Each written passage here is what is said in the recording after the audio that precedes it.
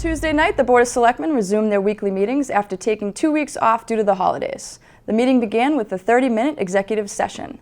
Following the executive session, Mark Ryan came before the board to discuss a recent traffic study. After some discussion, the board came to the conclusion that they needed more numbers to make an informed decision, and they would continue the study and vote again at a later date. The board will meet again next Tuesday. Also on Tuesday, the Zoning Board of Appeals met and had a busy night. Supreme Gas and Convenience, located at 145 Broadway Street, submitted an application to replace their current sign with LED pricing signs. We don't want to cut you off, though. You can go ahead and tell us what you're going to do. So specifically, we're talking about the ID signs and adding the LED pricers to the ID signs themselves. Now, I understand the prices are, I was by there the other day and spoke with the manager of your shop, who indicated, again, we looked at the sign, and the prices are already on the sign, obviously. Correct. And he indicated that they simply would be replaced by the LED signs. Correct. I think he indicated that they're not flashing signs or anything of that nature, they're just steady signs. That's correct. And what would the refacing of the sign consist of? So basically, all we do is we take down what's the existing face that's there. It's a plastic face. Yep. We'd replace that with a new face with the LED digits that will be there. So right now, you have a plastic font, and they go out there with suction cups, and they're up there. They have to get it up taking and them out. down, now they can do it from Correct. inside. Now they do it right from the They register. can do it automatically Pretty from much the inside. norm Yep. now, isn't it? Yep. That's what it is. The board unanimously passed their request. Later in the meeting, David Hearn presented on behalf of Ravenwood Construction for their proposal to convert 429 Howard Street into a multifamily. The board later voted to approve the request. The Zoning Board of Appeals' next meeting will be held on January 21st. Wednesday night's school committee meeting was the first meeting of the new year and took place in the Balch School Library. Balch Principal Diane Ferreira started the meeting and presented to the committee on the school's progress through 2019. Much of the discussion last night and for future meetings will concern the budget. At Wednesday's meeting, the school committee approved wage raises for both substitute teaching positions and transportation services. The committee spoke with the Transportation Services Director and suggested continuing discussion in regard to a compensation package for future meetings. Right. I was actually going to propose in terms of the not waiting, what would we think about approving the 2.5% retroactive now?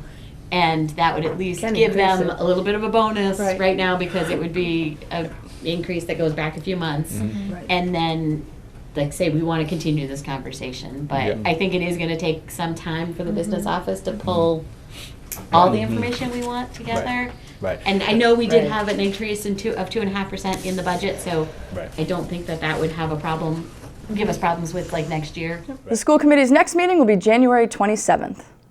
The CPC kicked off 2020 on Wednesday night. The committee started off by reviewing their 2019-2020 CPA project applications and any future projects. Some of the projects they are working on consist of repairing the basketball court and adding more handicap signs at Murphy Field, assessing the recreation department, and their outdoor needs for their recreation programs. If funding allows, the CPC would like to look into these needs and how they can help improve the outdoor space. At the Morse House, there are accessibility issues that have been brought to the board's attention. I would be concerned about the age of the building, especially because of the back half of the building. That addition sits flush to the ground, and I'd be concerned about that sill being, exposed to moisture and the strength of that sill where the back structure is resting on.